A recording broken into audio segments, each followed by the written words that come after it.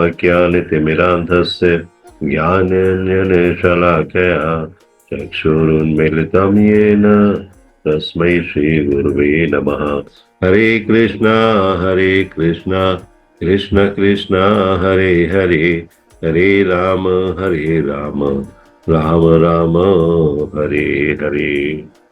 जय सच्चिनंदन गौर हरि, जय सच्चिनंदन गौर हरि, जय सच्चिनंदन गौर हरि। स्वागत है आप सभी लोगों का हमारे आज के इस प्रातःकालीन श्रील प्रभुपाद ग्रंथ अध्ययन क्लास में। और इस क्लास में हम अलग अलग समयों पर अलग अलग ग्रंथों का अध्ययन कर रहे हैं। आशा करते हैं आप सभी लोग स्वस्थ हैं, आनंद से हैं। और कल आपने श्रीमती राधा रानी के आविर्भाव दिवस राधा अष्टमी को अच्छी तरह मनाया होगा। और राधा रानी की कृपा प्राप्त करने का प्रयास किया होगा। राधा रानी की कृपा प्राप्त करने का अर्थ है इस पृथ्वी लोक की सर्वोच्च स्थिति को प्राप्त करना। राधा रानी की कृपा साधारण कृपा नहीं है, विशेष है, सर्वोच्च, जैसे मैंने कहा सर्वोच्च है वो। तो आज की क्लास हम आरंभ करेंगे।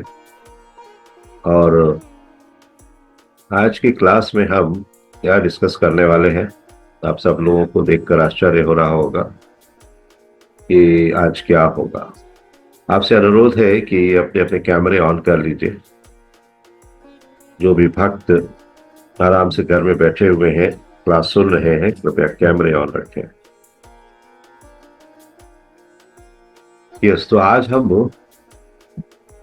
आज की क्लास में हम डिस्कस करेंगे श्रील प्रभुपाद के विषय में। जैसा कि हम जानते हैं कि फ्राइडे सैटरडे को अगर प्रभु जी की क्लास नहीं होती है तो हम लोग श्रील प्रभुपाद लीलामृत पढ़ते हैं। लेकिन आज ना तो फ्राइडे है ना सैटरडे है। तो आज हम श्रील प्रभुपाद की जो भक्ति का लेवल है, जो भक्ति का स्तर है, उसको कुछ छूने का प्रयास करेंगे। शायद हम छू पाए और उनकी भक्ति का जो प्रभाव है तो हमको भी प्राप्त हो पाए। तो कहते हैं कि श्रील प्रभुपाद चलते फिरते तीर्थ हैं। श्रील प्रभुपाद एक स्थान पर रहने वाले नहीं थे, कितने स्थानों में रहे। हमने देखा श्रील प्रभुपाद लीलामृत में कि वो अनेक स्थानों में रहते रहे और हर जगह भक्ति का प्रसार करते रहे। इसलिए चलते फिरते तीर्थ कहना उनके लिए अप्रासंगिक नहीं होगा, इररिलेवेंट नहीं होगा। और तीर्थ होता कौन है? तो यहां हम एक ब्रीफ में एक सेंटेंस में बोल सकते हैं कि भगवान श्री कृष्ण को अपने हृदय में धारण करके भक्त स्वयं में एक तीर्थ बन जाते हैं। भगवान श्री कृष्ण को अपने हृदय में धारण करके, ये किसने किया? श्रील प्रभुपाद ने किया। श्रीमद् भागवतम में एक श्लोक आता है पहले कैंटो में, जिसमें कहा गया है भवद विधा भागवत तीर्थ भूता स्वयं विभो तीर्थी कुर्वन्ति तीर्थानि स्वान्तः तेन गदाभृता। इस श्लोक का अर्थ है, कहा जा रहा है कि हे प्रभु, आप जैसे भक्त साक्षात तीर्थ स्थल हैं। क्योंकि आप अपने हृदय में भगवान को लेकर चलते हैं, इसलिए आप समस्त स्थलों को तीर्थों में परिणित कर देते हैं। जहां जाएंगे वहां तीर्थ हो जाएगा। तो तीर्थ का अर्थ क्या होता है? तीर्थ का अर्थ होता है पवित्र स्थल। हम लोग तीर्थ यात्राओं पर जाते हैं तो हम ऐसे स्थानों में जाते हैं जो कि आध्यात्मिक दृष्टि से उच्च कोटि के स्थान है और बहुत पवित्र है। और ये सिर्फ हम लोगों में, सनातन धर्म का पालन करने वालों में ही नहीं, सभी में होता है। ये सब अपने अपने तीर्थ स्थानों में जाते हैं। तो भारत में ऐसे अनेक तीर्थ स्थल हैं जिनमें प्रयाग है, मथुरा है, वृंदावन है, काशी है, हरिद्वार है, रामेश्वरम है, जगन्नाथपुरी है, नवदीप धाम है, मायापुर धाम है। ऐसे बहुत सारे तीर्थ हैं। हम्म। तो अगर ये जो ह्यूमन सोसाइटी है, जो मानव समाज है, इसमें इस तरह का अगर कुछ धार्मिक एक्टिविटीज नहीं है, तो पशुओं के समाज के समान ही है। मतलब पशुओं के समाज में और मानव समाज में भिन्नता करने के लिए ये जो धार्मिक एक्टिविटीज हैं, ये होना आवश्यक है। और प्रत्येक धर्म में, किसी भी प्रकार का धर्म क्यों ना हो, तीर्थ स्थान में जाने के लिए रिकमेंड किया जाता है कि आप तीर्थ स्थानों का भ्रमण करिए। क्यों?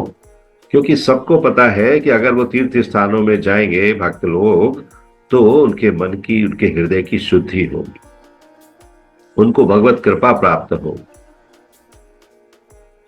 और जैसा कि मैंने कहा कि चलते फिरते तीर्थ हैं श्रील प्रभुपाद, तो उच्च कोटि के जो भक्त होते हैं ना, उच्च कोटि के जो वैष्णव होते हैं, वे स्वयं में तीर्थ स्थल होते हैं। जहां कहीं जाते हैं उस स्थान को तीर्थ स्थान बना देते।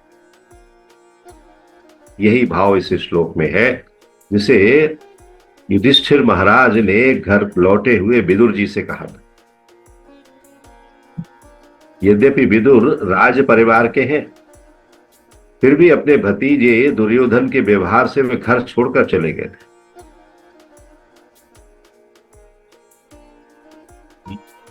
तो विदुर अपने बड़े भाई धृतराष्ट्र को बहुत चाहते थे, इसलिए कुरुक्षेत्र के पूर्व वे धृतराष्ट्र को सदैव अच्छी सलाह देते रहे, मत करो ऐसा, मान जाओ, इसमें कुछ नहीं रखा है, इतनी संपत्ति के पीछे जो लड़ाई झगड़ा हो रहा है, इसमें कुछ नहीं रखा है। तो क्या कहते हैं विदुर जी धृतराष्ट्र को, जो उनके बड़े भाई हैं, हे अग्रज, आप पांडवों के विरुद्ध कपट क्यों करते हैं? ये जो पांडवों के खिलाफ जो आप षड्यंत्र रच रहे हैं, इसे करने की आवश्यकता क्या है? क्यों कर रहे हैं आप ऐसा?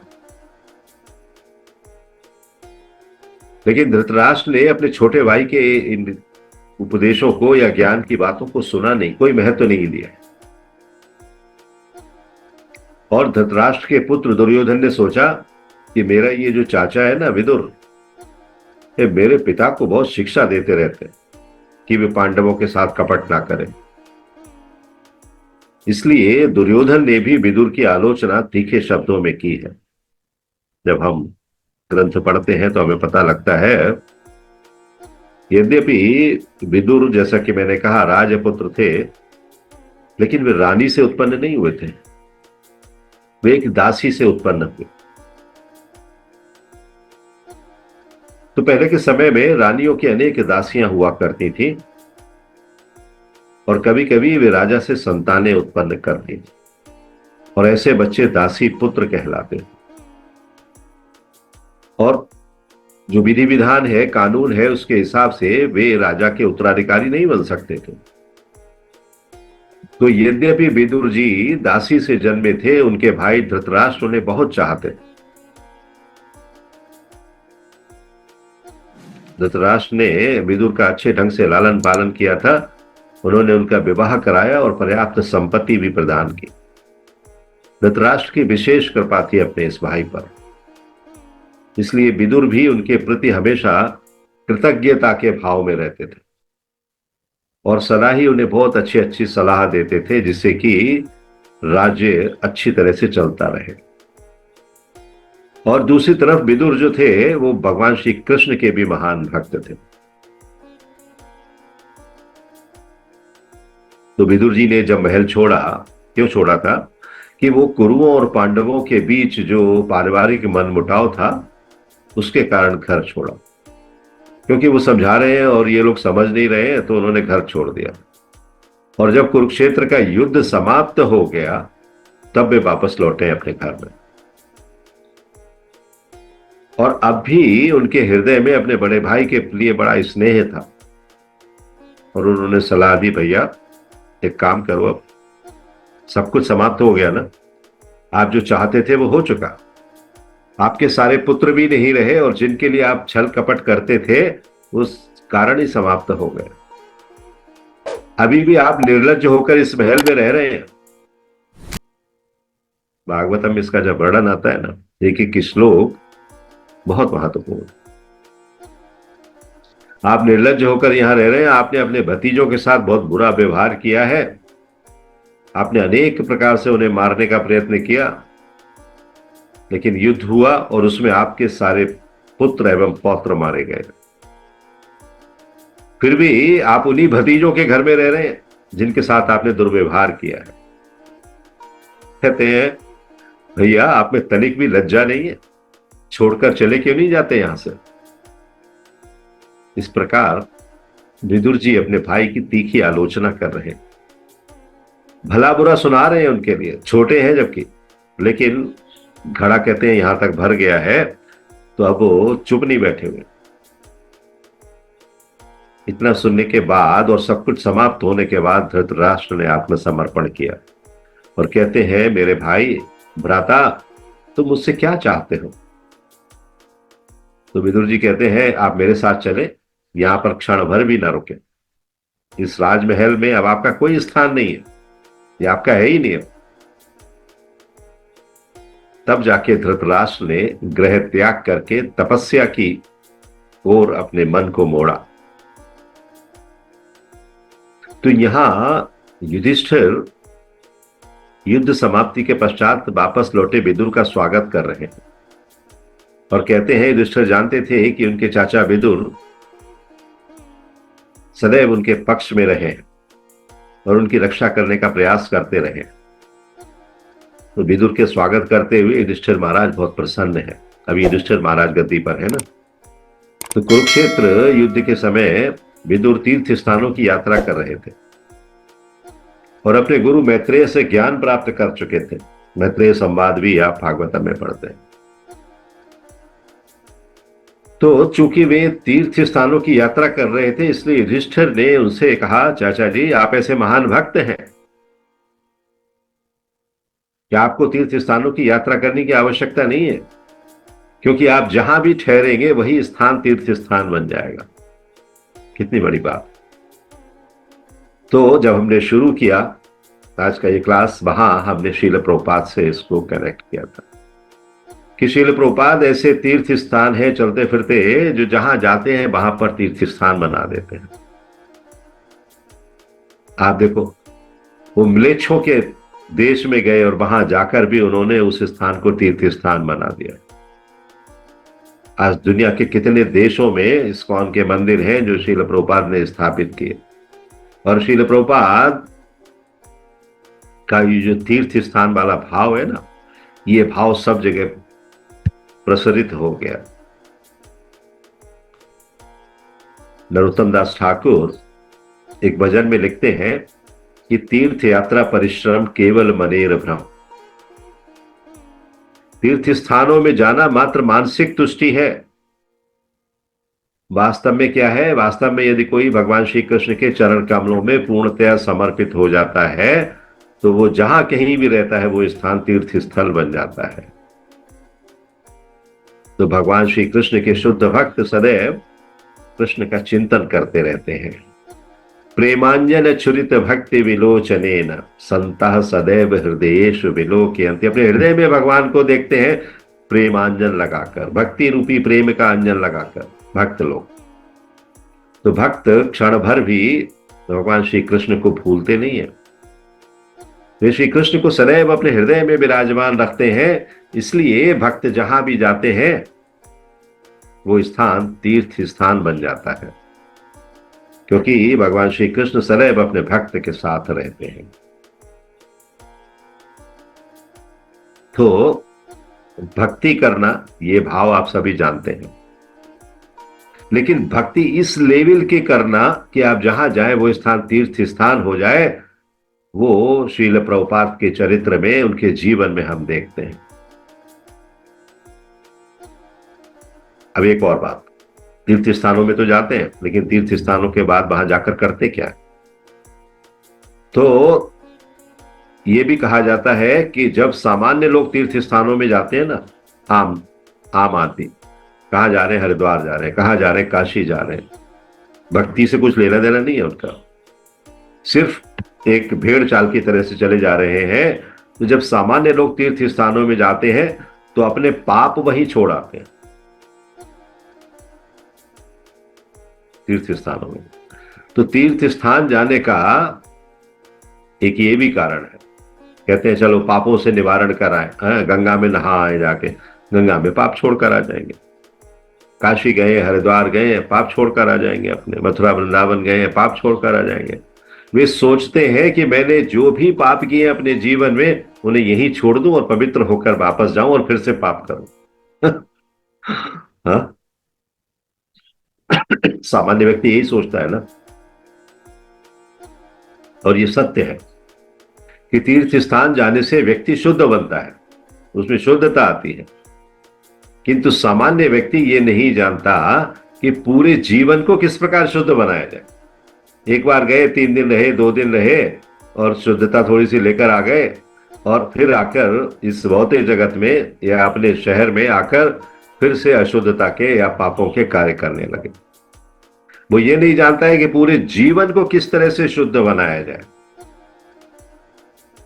वो घर लौटकर फिर से वही पाप शुरू कर देता है।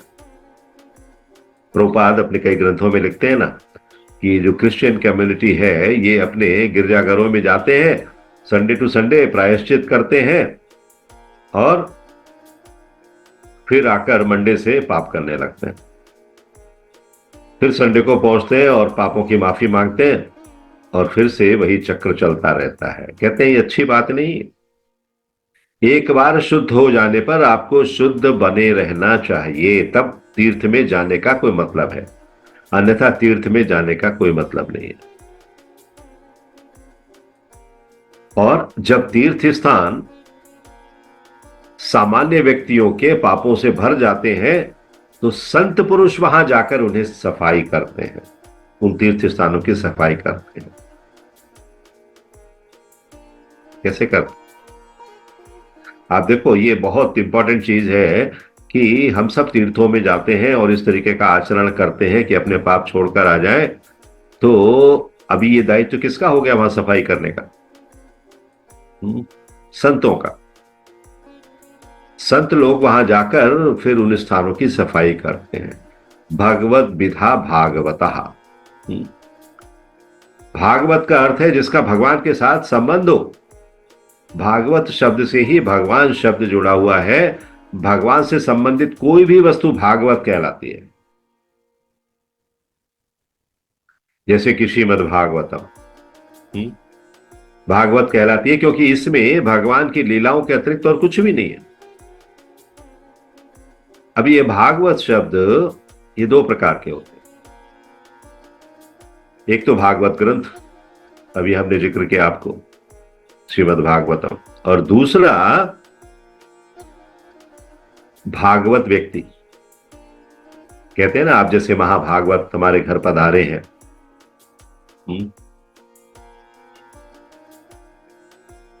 तो जो भागवत पुस्तक का वाचन है वो भागवत व्यक्ति द्वारा ही होना चाहिए।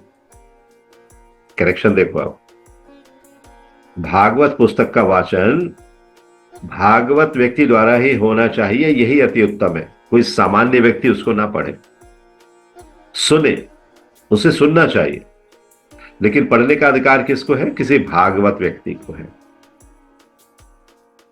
भागवता तीर्थभूता। जो भागवत व्यक्ति है वो पहले से ही शुद्ध तीर्थ स्थल होते हैं। श्रील प्रभुपाद। महद विचलनम नृणाम ग्रहेणाम दीन चेतसाम। अर्थात वे दयालु होने के कारण सामान्य मनुष्यों को, जो पाप कर रहे हैं, सामान्य मनुष्यों को शुद्ध करने के लिए सारे संसार में विचरण करते रहते हैं। तीर्थ स्थानों में भी जाते हैं, वहां की शुद्धता करते हैं।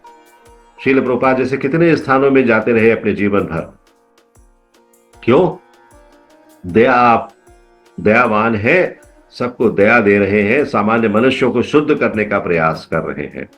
और आपने देखा कि उन्होंने लाखों लोगों को, करोड़ों लोगों को आज की तारीख तक अगर हिसाब लगाओ तो शुद्ध कर दिया है।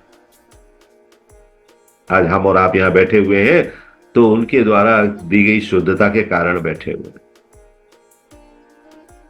लेकिन भौतिकतावादी व्यक्ति क्या सोचता है कि मेरा कर्तव्य क्या है, सुख से रहना, बस सुख के साधन जुटाना, परिवार समाज या देश, हाँ, यहां से जो सारी सुविधाएं मिल रही हैं उनको एंजॉय करना, अपनी जीविका के लिए खूब कमाना, भरपूर कमाओ और इंद्रिय तृप्ति में उसे लगा दो। ये उद्देश्य समझते हैं सामान्य व्यक्ति। उनकी फिलॉसफी बस यहीं तक है, खूब कमाओ खूब गमाओ, इसके आगे कुछ भी नहीं जानते। पाश्चात्य देशों में, वेस्टर्न कंट्रीज में हमने देखा है कि इंद्रिय तृप्ति को बढ़ाने में लोग बहुत निपुण हैं, तरह तरह के प्रयास करते हैं, तरह तरह के उद्यम करते हैं कि अधिक से अधिक हमारी इंद्रियों को आनंद प्राप्त हो, और वे भौतिक जगत में अधिक से अधिक सुखी से सुखपूर्वक रहना चाहते हैं, क्योंकि उन्हें आध्यात्मिक जगत के विषय में कोई जानकारी नहीं होती है, नहीं जानते हैं कुछ कि स्पिरिचुअल वर्ल्ड भी कोई चीज है, वो बस एक मटेरियल वर्ल्ड ही जानते हैं। तो पाश्चात्य सभ्यता का यही एक दोष है, लोगों को भगवान के विषय में या तो जानकारी है ही नहीं, या है तो बहुत कम है, एक तरह से समझे तो बिल्कुल ही नहीं है। लेकिन ये जो मनुष्य देह मिला है ना, जैसे प्रहलाद महाराज कहते हैं श्रीमद् भागवत में, ये मनुष्य देह केवल इसलिए नहीं मिला कि हम इंद्रिय तृप्ति करें, इसका मुख्य उद्देश्य है कि हम भगवान को जाने, भागवत को जाने, भगवान की भगवत्ता को जाने। तो भगवान की भगवत्ता को जानेंगे तब हम भगवान से भक्ति कर पाएंगे। जब हम किसी से प्रेम करना चाहते हैं ना, पहले हम उसको जानने का कोशिश करते हैं, वो क्या करता है, उसके मित्र कौन है, कहाँ रहता है, क्या खाता है, क्या पीता है, कैसे चलता है, क्या उसके शौक हैं, ये सब हम जानने की कोशिश करते हैं, तब हम उससे घनिष्ठ मित्रता करते हैं। इसी तरह से हमें भगवान को जानना चाहिए, भगवान को मित्र बनाना है, अपना सखा बनाना है, तो हमें भगवान को जानना चाहिए, और भगवान को जानने में जो सहायक है पहले उनको जानना चाहिए। तो लोगों को सीखना है, जो सामान्य व्यक्तियों की हमने बात की, जो तीर्थ स्थानों में जाते हैं और पाप छोड़कर चले आते हैं, उनको सीखना चाहिए, क्योंकि लोगों को भगवान के विषय में कोई व्यवहारिक ज्ञान नहीं है, प्रैक्टिकल नॉलेज नहीं है, इसलिए उन्हें क्या चाहिए कि वो कृष्ण भावनामृत आंदोलन से ज्ञान प्राप्त करें। जो कृष्ण कॉन्शियसनेस मूवमेंट है, जिसे श्रील प्रभुपाद ने चलाया, आरंभ किया, और हम सब उसकी छत्र छाया में हैं, उससे ज्ञान प्राप्त करें। श्रील प्रभुपाद एक लेक्चर में कहते हैं कि मैंने बहुत अच्छी अच्छी पुस्तकें छापी हैं, बहुत सारे ग्रंथ हैं, आपको कहीं भटकने की जरूरत नहीं है, उन ग्रंथों को पढ़ो और आपको ज्ञान की दिशा मिल जाएगी, आपको ज्ञान प्राप्त हो जाएगा। क्योंकि भगवान श्री कृष्ण की इच्छा है कि लोग इन पुस्तकों को पढ़ें और कृष्ण दर्शन को समझने का प्रयास करें, तभी उनका जीवन पूर्ण होगा। तो आप देखो, श्रीमद् भागवतम, श्रीमद् भगवद गीता के जो परपट हैं, या बहुत सी छोटी छोटी पुस्तकें हैं जो हमने इस क्लास में पिछले 5-6 सालों में पढ़ी हैं, उनमें कितना ज्ञान है, कितनी अंतर्दृष्टि है, वो दृष्टि को हमें समझना होगा। अन्यथा क्या है, भौतिक सुविधाओं की जो सभ्यता हम देख रहे हैं वो कुछ काम नहीं आएगी, वो आपको इस जन्म मृत्यु जरा व्याधि के फेरी व्हील से बाहर नहीं निकालेगी, आप उधर ही फंसे रहोगे। तो पट्टा लगा के आपको बांध दिया गया है, एक कुर्सी पर बिठा दिया गया है और ऊपर नीचे घुमाया जा रहा है, पट्टा खोलने में आप सक्षम नहीं हो कि आप बाहर निकल जाओ इससे। आप अपने लिए कितना भी अच्छा घर, कितना भी अच्छा शहर, कितने भी अच्छी व्यवस्थाएं उस घर में क्यों ना कर ले, लेकिन उनसे कुछ होने वाला नहीं। एक बार चेतना विलुप्त हो जाने के बाद सारी चीजें व्यर्थ हैं। लोग इस बात को नहीं समझते हैं, नहीं समझेंगे तो भुगतेंगे और भुगतते हैं। इस शरीर को छोड़ने के पश्चात ये निश्चित नहीं है कि आपको किस प्रकार का शरीर मिलेगा, तो निश्चित कर लो ना। व्यवस्था बताई गई है श्रीमद् भगवद गीता में हमें अगला शरीर चुन लेना चाहिए, और मनुष्य को अगला शरीर प्रकृति के भौतिक गुणों द्वारा उसके वर्तमान कार्यों के अनुसार प्राप्त होता है। अभी जो कर रहे हो उससे आपका फ्यूचर फिक्स होगा। हम सब जानते हैं कि प्रकृति के 3 गुण हैं, भौतिक गुण, सतोगुण, रजोगुण और तमोगुण। यदि आप सतोगुण में रहेंगे तो आपको उच्च स्तरीय जीवन मिलेगा। ऊर्ध्वम गच्छन्ति सत्वस्तथा, ऊपर की ओर जाएंगे। इसलिए आप भौतिक जीवन का भोग तो कर सकते हैं, किंतु आपको कम से कम ब्राह्मण संस्कृति के मानदंडों को प्राप्त करना ही चाहिए। तभी यह गारंटी है कि आप नीचे की योनियों में नहीं गिरेंगे, वरना नीचे की योनियों में गिर जाएंगे। तो आपको उच्च लोकों में जो उच्च स्तरीय जीवन प्राप्त होगा। ये उच्च लोक कौन कौन से हैं? जनलोक है, महर लोक है, तपोलोक है, सत्य लोक है, ये सारे उच्च लोक हैं। 14 भुवन हमने पढ़े हैं ना, 14 भुवनों के विषय में जानते हैं। किंतु आप जैसे हैं वैसे ही रहेंगे तो आप इसी लोक अर्थात इस भूलोक में ही वापस आएंगे। इसके ऊपर भुवरलोक और स्वर्गलोक वगैरह है। और यदि आप तमोगुण में रहेंगे तो आप नीचे गिरेंगे। जघन्य गुण वृत्ति स्थला अधो गच्छन्ति तामसः। अधो गच्छन्ति, नीचे की ओर। अधो मतलब नीचे।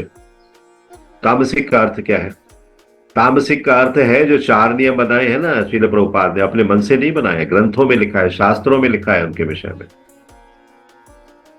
तामसिक का अर्थ है अवैध यौन संबंध, तामसिक का अर्थ है नशापान करना, तामसिक का अर्थ है मांसाहार करना, तामसिक का अर्थ है जुआ खेलना। तो 4 नियमों का पालन एक साथ आपको तमोगुण से विरक्त कर देगा। यदि आप तमोगुण में रहेंगे तो आपका नीचे की ओर पतन होगा, अधा पतन। अधो गच्छन्ति तामसः। तो इस जगत में सुखपूर्वक जीवन बिताने के लिए ऐसा नहीं है कि आपकी आलोचना की जा रही है। सुख सबको अच्छा लगता है, लेकिन सुख उतना ही अच्छा लगना चाहिए जितना आवश्यक है, बस, इससे ज्यादा नहीं। भगवान की सेवा करने के लिए जितना सुख चाहिए उतना ही पर्याप्त है, उससे अधिक नहीं। वरना ये बहुत ही खतरनाक स्थिति है। बीमारियां, बहुत तरीके की असुविधाएं, बहुत तरीके की असुरक्षाएं आपको घेर लेती है। चाहे आप गृहस्थ हो या ब्रह्मचारी हो, जो भी हो, आपको सदैव सतोगुणी जीवन बिताना चाहिए, तब आपकी स्थिति अच्छी रहेगी, और अन्यथा आपकी स्थिति बहुत खतरनाक हो जाएगी। और हो गई है। आप देखो ना आजकल के समय में जो परिवार है कैसे टूट रहे हैं, परिवार है कैसे भ्रष्ट हो रहे हैं, परिवार है कैसे बीमारियों से ग्रस्त रह रहे हैं। छोटे छोटे बच्चों को ऐसी ऐसी बीमारियां होती है जो बड़े बूढ़ों को नहीं हुआ करती थी। तो जो पाश्चात्य देशों के लोग हैं ना, वे अपने आप को कभी भी तमोगुण से बाहर निकलने के लिए स्वीकार नहीं करते, तमोगुण में ही रहते। ये सभ्यता सबसे अधिक खतरनाक है। तो श्रील प्रभुपाद एक लेक्चर में कहते हैं कि कम से कम यूरोपीय और अमेरिकियों को यह जान लेना चाहिए और इस ज्ञान का वितरण करना चाहिए कि आपका कर्तव्य क्या है कि आप लोगों को बचाएं। वे इस ज्ञान को नहीं जानते। जो ही अच्छाई की बात चलती है और पाप कर्मों के विषय में बता दिया जाता है ये पाप कर्म मत करो, तभी वो उठकर चले जाते हैं। प्रभात कहते हैं एक दिन एक सज्जन आए और जैसे ही मैंने उन्हें पाप और पुण्य की बात प्रारंभ की, वो ये कहते हुए तुरंत चले गए कि उन्हें दूसरी मीटिंग में जाना है। चले गए, सुना ही नहीं उन्होंने। क्यों? क्योंकि महान पाप कर रहे हैं। तो ऐसी स्थिति है आज के लोगों की इस कलयुग में। कहा गया है उपदेशो ही मूर्खाणाम प्रकोपाय न शांतये। यदि आप मूर्ख व्यक्ति को उपदेश देंगे तो वो क्रोधित हो जाएगा, शांत नहीं रहेगा, वो उसे ग्रहण नहीं करेगा। जिस प्रकार एक और एनालॉजी श्रील प्रभुपाद बता रहे हैं। वो क्या कहते हैं कि पयः पानम भुजंगा नाम केवलम विषवर्धनम। सांप को दूध पिलाने से विष ही बढ़ता है। तो सर्पों को दूध पीना अच्छा लगता है, इसलिए सपेरे जो हैं उनको दूध पिलाते हैं। हाँ, और फिर जैसे ही उसे मौका मिलता है वो अपने दांत किसी भी जीव के शरीर में गाड़ देता है, और जैसे ही दांत गाड़ता है वो विष निकलता है और वो विष दूसरे शरीर में भर जाता है। तो यही सर्पदंश है। तो काटा हुआ मनुष्य या पशु जो भी जीव है वो मर जाता है। तो यदि आप किसी रोग से ग्रस्त हैं तो आपको वो रोग सहन करना पड़ता है, ये तथ्य है, ये वैज्ञानिक बात है। इसी प्रकार यदि आपको कोई प्रकृति का गुण दूषित करता है तो आपको कष्ट भोगना ही होगा। यदि आप अपना जीवन तमोगुण में बिता रहे हैं तो आपको पशु शरीर धारण करना ही होगा, गारंटीड है। इसलिए हम में से हर एक को शुद्ध भक्त बनना चाहिए।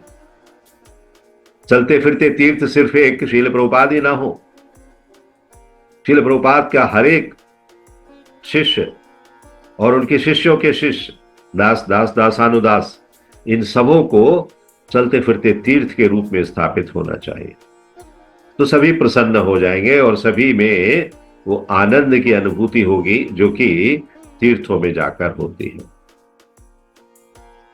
4 प्रकार के निषेध जो अभी हमने वर्णन किए तमोगुण में, मांसाहार, अवैध यौन और नशापान और द्वितीय क्रीड़ा, जुआ, इनसे दूर रहे, अपने आप को स्वच्छ रखें और हे कृष्ण का कीर्तन करें।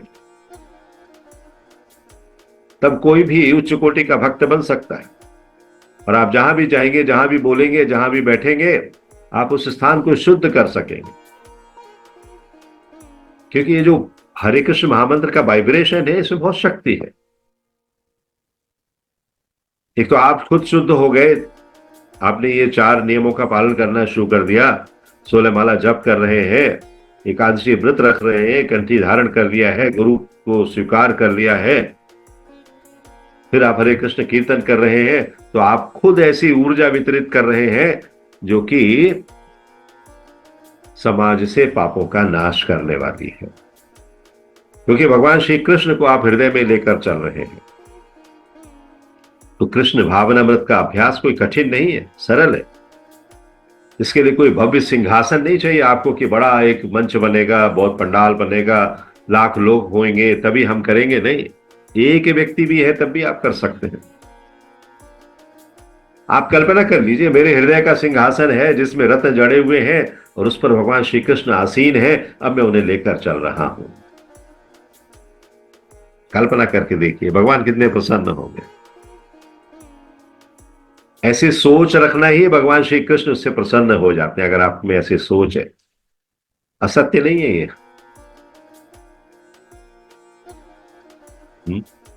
तो आप अपने हृदय में ऐसी कल्पना करिए और भगवान श्री कृष्ण को वहां विराजमान करिए।